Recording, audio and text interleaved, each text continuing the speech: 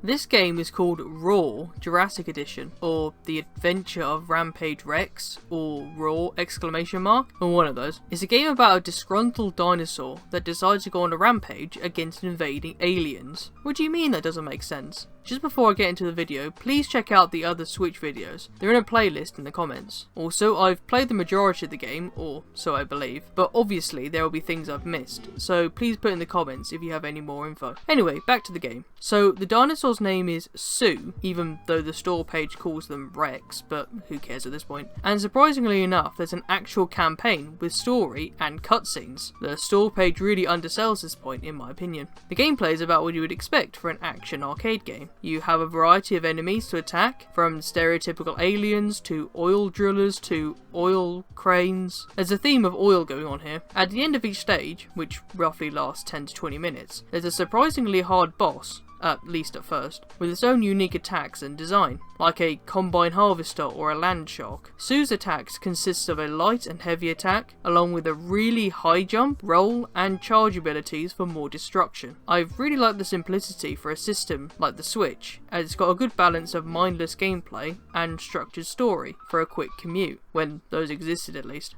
However, on home consoles or on PC, I'd imagine it would get old a lot quicker. The other main component to this game is the destruction. As you can see, there are many different types of human settlements, from cities to towns, that Sue can destroy. Apparently there are no humans alive in said buildings, so no penalties for mindless vandalism. When destroyed, these buildings add to a high score counter, adding to the arcade vibes. It's pretty fun at first, but after a while, unless you really care about said high score, it's more of a distraction than an integral game mechanic. Finally, there's the multiplayer aspect. I haven't played it with anyone as of making this video, but it seems like the exact same as single player, just with more chaos and competition. A nice add-on, but not a main selling point for me. You can also customise your Sue, I guess, with different costumes. Again, a nice feature, but not much more. One of the main issues I had with this game is its lack of polish. There were a few times I had to restart a stage because enemies weren't spawning and I couldn't progress as a result. At least I think that's why. The camera along with the controls work, but are quite clunky, and I found myself fighting with them more than not. So that's the video. Overall then, this is definitely not a AAA experience or anywhere near it, but if you can find it for £3, about $4